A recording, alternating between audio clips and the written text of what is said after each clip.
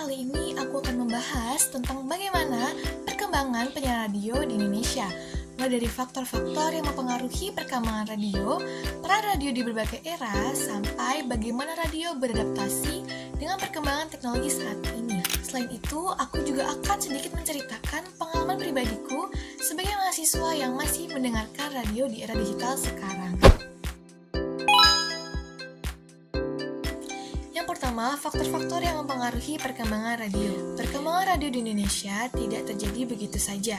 Ada beberapa faktor penting yang mempengaruhi perkembangannya, yaitu regulasi pemerintah, perkembangan teknologi, dan perubahan pola konsumsi masyarakat. Pertama adalah regulasi pemerintah.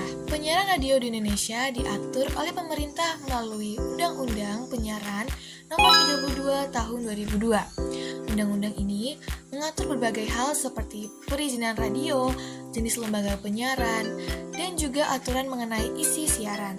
Selain itu, ada juga Radio Republik Indonesia atau RRI yang merupakan lembaga penyiaran republik milik negara. RRI ini memiliki peran penting dalam memberikan informasi, pendidikan, dan hiburan bagi masyarakat di seluruh Indonesia. Faktor kedua adalah perkembangan teknologi. Pada awalnya, radio menggunakan gelombang AM atau medium wave.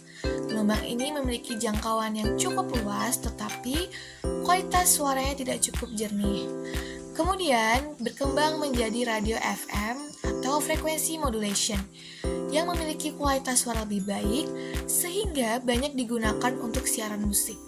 Sekarang, radio juga mulai masuk ke platform digital seperti radio streaming yang bisa didengarkan melalui internet atau aplikasi di smartphone.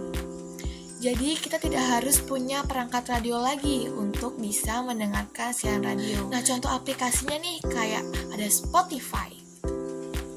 Faktor ketiga adalah perubahan pola konsumsi masyarakat. Dulu orang biasanya mendengarkan radio di rumah bersama keluarga. Seiring waktu, radio juga menjadi teman saat orang berkendara di mobil atau motor. Sekarang, dengan adanya smartphone, orang bisa mendengarkan radio sambil melakukan aktivitas lain, seperti bekerja, belajar, atau bersantai. Perubahan gaya hidup ini membuat stasiun radio harus terus beradaptasi agar tetap menarik bagi pendengar. Yang kedua, peran radio dalam berbagai era. Radio juga memiliki peran yang sangat penting dalam sejarah Indonesia. Pada masa kemerdekaan, radio menjadi alat komunikasi yang sangat penting. Radio digunakan untuk menyebarkan informasi tentang proklamasi kemerdekaan Indonesia ke berbagai daerah di Indonesia. Karena pada saat itu media komunikasi masih sangat terbatas. Radio menjadi sarana yang efektif untuk menyebarkan semangat perjuangan dan menyatukan masyarakat. Kemudian pada masa Orde Baru, radio banyak digunakan untuk menyampaikan program pembangunan pemerintah dan juga sebagai alat kontrol sosial. Namun di sisi lain, radio swasta juga mulai berkembang dan menjadi tempat bagi anak muda untuk menikmati musik dan hiburan. Lalu setelah terjadinya reformasi 1998, dunia penyiaran menjadi lebih bebas dan terbuka. Banyak stasiun radio baru bermunculan dengan berbagai jenis konten mulai dari berita, hiburan, hingga radio komunitas. Radio juga menjadi ruang bagi masyarakat untuk berdiskusi dan menyampaikan pendapat mereka. Yang ketiga, adaptasi radio terhadap perkembangan teknologi. Dengan berkembangnya teknologi digital, radio juga harus ikut beradaptasi. Saat ini banyak radio yang menyediakan layanan streaming online, sehingga pendengar bisa mendengarkan siaran radio melalui internet. Selain itu juga muncul podcast, yaitu konten audio yang bisa didengarkan kapan saja sesuai keinginan pendengar. Beberapa stasiun radio bahkan menggabungkan siaran radio dengan podcast dan media sosial. Dengan cara ini, radio tidak hanya bersaing dengan media digital, tetapi juga memanfaatkan teknologi untuk menjangkau pendengar yang lebih luas. Lalu, pengalaman pribadi tentang penggunaan media radio. Kalau aku sendiri sampai saat ini aku masih mendengarkan radio, terutama ketika sedang berada di mobil bersama keluarga. Biasanya aku mendengarkan radio saat perjalanan dan stasiun yang paling sering aku dengarkan adalah Prambors Radio di frekuensi 95,8 FM. Aku suka stasiun ini karena sering memutar lagu-lagu yang sedang populer, tetapi juga kadang memutar lagu-lagu lama atau throwback. Menurutku itu membuat perjalanan lebih seru dan tidak membosankan. Selain itu ada juga penyiar yang ngobrol atau bercanda, jadi suasananya terlihat lebih hidup gitu. Yang kedua, relevansi radio di era digital.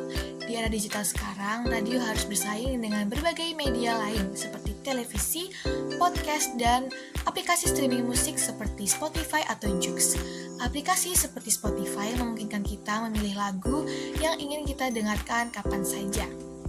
Namun, radio juga punya beberapa kelebihan. Misalnya, radio terasa lebih spontan karena kita tidak tahu lagu apa yang akan diputar selanjutnya. Selain itu, radio juga cocok didengarkan saat berkendara karena kita tidak perlu memilih lagu sendiri. Tapi kekurangannya, kita tidak bisa memilih lagu secara bebas seperti di aplikasi streaming. Yang terakhir, masa depan radio di Indonesia. Menurut pendapatku, radio tidak akan benar-benar hilang. Kemungkinan besar radio akan terus berkembang dan beradaptasi dengan teknologi baru. Misalnya melalui radio streaming, podcast, atau konten digital lainnya seperti TikTok dan Instagram. Selama radio bisa mengikuti perkembangan zaman dan tetap dekat dengan pendengarnya, radio masih memiliki peluang besar untuk terus bertahan dan berkembang di masa depan. Jadi bisa disimpulkan bahwa radio sudah mengalami perjalanan yang panjang di Indonesia, mulai dari masa perjuangan kemerdekaan sampai dengan era digital saat ini. Walaupun sekarang banyak media baru, radio tetap memiliki tempat tersendiri di masyarakat karena sifatnya yang praktis, informatif, dan juga menghibur. Terima kasih sudah menonton video ini. Bye-bye.